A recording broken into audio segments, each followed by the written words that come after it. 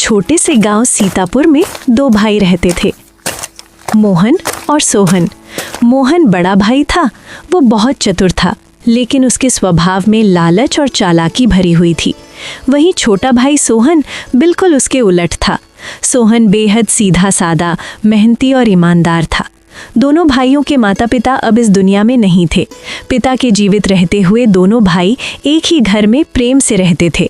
पिता अक्सर कहा करते थे, बेटा, इंसान के पास चाहे धन हो या न हो, लेकिन उसका दिल साफ होना चाहिए। जो सच्चाई के रास्ते पर चलता है, भगवान उसका साथ जरूर देते हैं।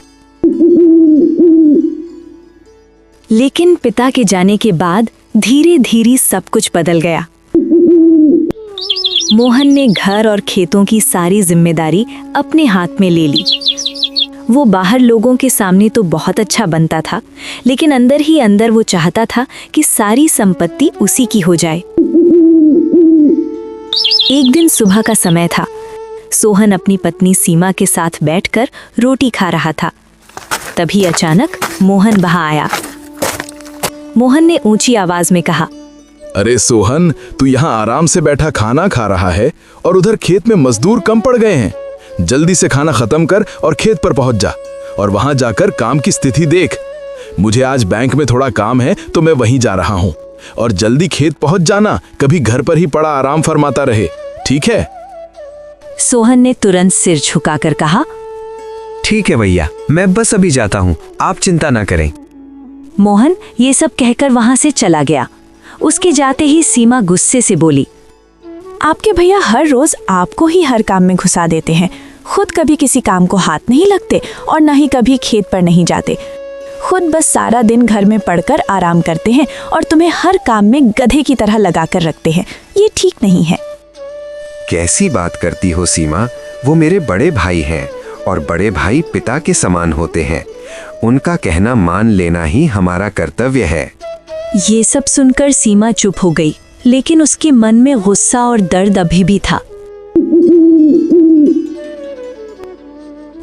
उधर घर के अंदर मोहन अपनी पत्नी कमला के साथ बैठा हुआ था। वे आपस में बातें कर रहे थे। कमला हंसते हुए बोली, तुम्हारा भाई तो सच में बहुत भोला है।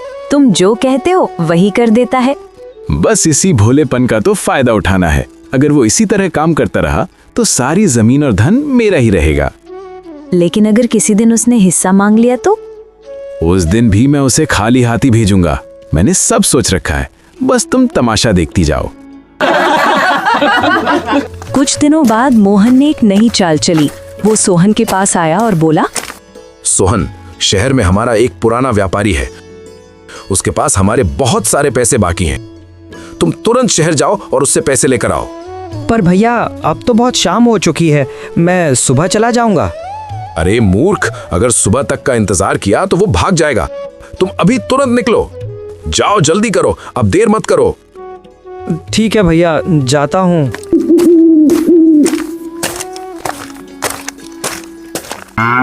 भोला भाला सोहन तुरंत बैलगाड़ी लेकर शहर के लिए निकल गया। लेकिन सच्चाई ये थी कि ऐसा कोई व्यापारी था ही नहीं। मोहन चाहता था कि सोहन कई दिनों तक घर से दूर रहे ताकि वो आराम से घर पर कब्जा कर सके। कई दिनों की यात्रा के बाद जब सोहन शहर पहुंचा तो उसे पता चला कि वहां ऐसा कोई व्यापारी है ही नहीं।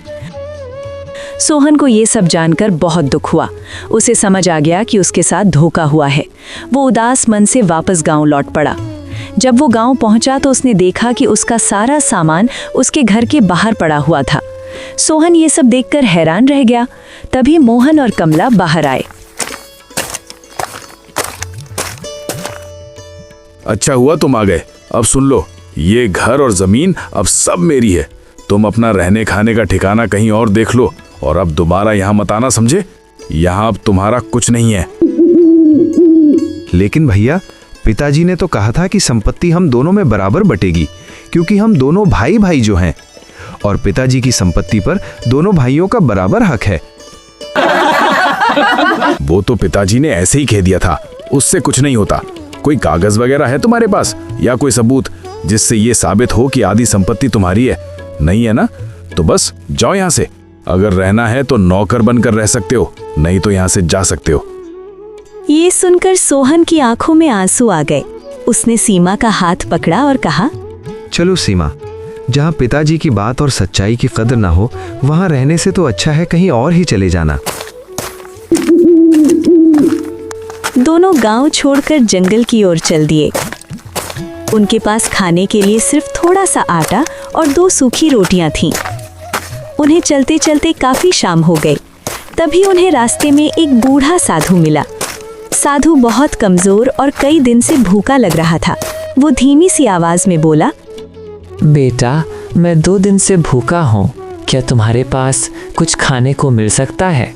ये सुनकर सीमा ने सोहन की ओर देखा। उनके पास बस वही 2 रोटियां बची थीं, लेकिन सोहन ने बिना कुछ सोचे वो दोनों रोटियां साधु को दे दी। साधु ने भोजन किया और मुस्कुराने लगा। वो बोला, बेटा, तुम्हारा दिल बहुत पवित्र है। मैं तुमसे प्रसन्न होकर तुम्हें एक वरदान देना चाहता हूँ। इतना कहकर उसने अपनी झोली से एक छोटा सा मिट्टी का कलश निकाला। यह कोई साधारण कलश नहीं है। जब भी तुम सच्चे मन से किसी की मदद करने के लिए इससे कुछ मांगोगे तो यह तुम्हारी सहायता जरूर करेगा। सोहन और सीमा को विश्वास नहीं हुआ, लेकिन फिर भी उन्होंने उनसे आदरपूर्वक कलश ले लिया। अगले दिन भी छोटे से गांव में पहुंचे। वहां एक गरीब किसान रो रहा था। सोहन ने पूछा, क्या हुआ भाई, तुम रो क्यों ले हो? कराह बताऊं भैया, मेरी बेटी की शादी है, लेकिन मेरे पास उसकी शादी के लिए पैसे नहीं हैं। तभी सोहन को साधु की बात याद आई। उसने कलश के सामने हाथ जोड़कर कहा, हे भगवान, अगर ये सब सच है तो कृपा आप इस बेचारे गरीब की मदद करो। अचानक कलश से एक चमकती हुई रोशनी निकली और उसमें कुछ सोने के सिक्के दिखाई देने लगे। सोहन और सीमा ये देखकर हैरान रह गए। उन्होंने तुरंत वे सिक्के निकालकर किसान को दे दिए। धीरे धीरे सोहन गांव-गांव जाकर जरूरतमंद लोगों की मदद करने लगा। कुछ ही महीनों में उसकी दया और ईमानदारी की चर्चा दूर दूर तक फैल गई। लोग उसे सम्मान देने लगे। उधर मोहन को जब ये खबर मिली कि सोहन अब अमीर और सम्मानित हो गया है तो वो जलने लगा।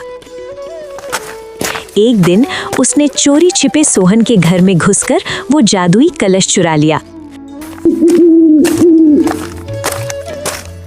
अपने घर पहुंचकर मोहन ने लालच में उस कलश से बोला, ये जादुई कलश, मुझे ढेर सारा पैसा और सोना दे दो, जिससे मैं दुनिया का सबसे अमीर आदमी बन जाऊं। लेकिन अगले ही पल कलश से तेज धुआं निकलने लगा। तभी धुएं में से एक जहरीला सांप निकला और उसने मोहन को डस लिया। सांप के डसते ही मोहन जमीन पर गिर पड़ा। ये सब देखकर कमला डर के मारे रोने लगी। वो तुरंत भागकर सोहन के पास गई और सोहन को सारी बात बता दी। सोहन तुरंत घटनास्थल पर पहुंचा।